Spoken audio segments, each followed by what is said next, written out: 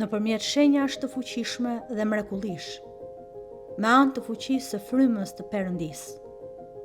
Kështu që nga Jeruzalemi e përqark deri në Iliri, e kam predikuar plotësisht ungjillin e Krishtit.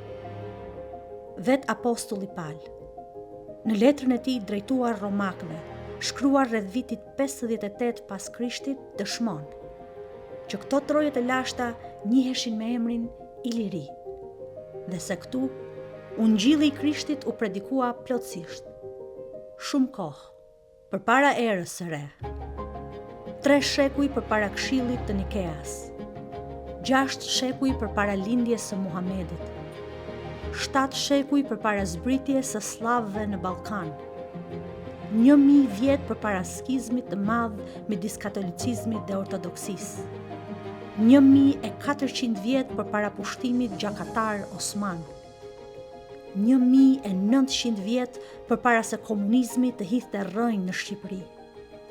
Këtu ka pasur ungjilltar, gjuhtar dhe predikues të ungjillit të Krishtit. Ungjilli ka qenë këtu, që përpara se të ngriheshin kishat, edhe pasi u shembën ato, përpara pushtimeve të hordhive të huaja, edhe pas tyre, përpara errësirës së diktaturës komuniste, edhe pas saj. Sepse së pari, ungjilli i Krishtit nuk erdhi tek ne nga perandori apo shtete, as nga institucione fetare apo politike, as nga ndonjë lëvizje sociale apo humaniste. Ungjilli i Krishtit nuk është një ide e re, as një trend që na e sollën misionarët e huaj të viteve 90. Ungjilli erdhi në brigjet tona me hirin dhe dashurinë e vet Perëndisë. Erdhi përmes Palit, apostullit të jo hebrejve. Erdhi përmes predikimit të fjalës së Zotit, sepse besimi vjen me anë të dëgjimit, dhe dëgjimi me anë të fjalës së Perëndisë. Ungjilli është lajmi i mirë nga Perëndia që i drejtohet çdo njeriu. Për më tepër, vëllezër, ju deklaroj ungjillin që ju predikova, të cilin edhe e keni pranuar dhe mbi të cilin qëndroni, me anë të cilit dhe jeni shpëtuar nëse mbani në kujtesë çfarë ju predikova, përveç se në keni besuar më kot.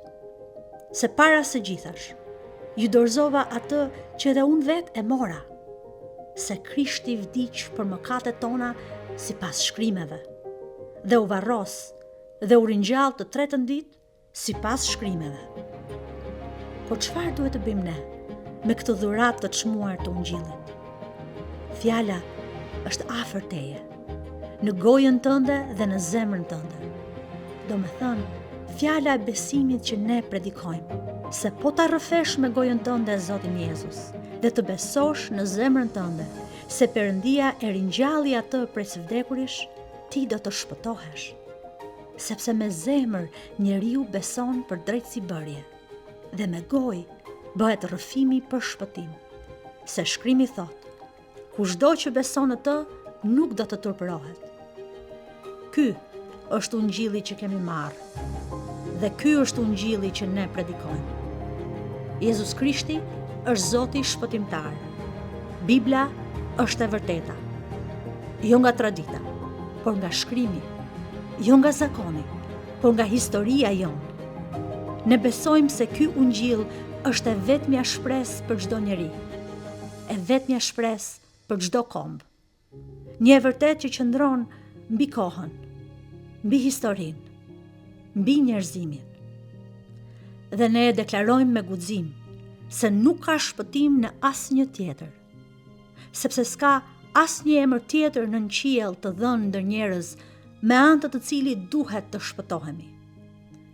Vetëm Jezus Krishti, i njëjti dje, sot dhe përjetë. Zot i ilirëve, Zot i arbërve, Zot i shqiptarëve.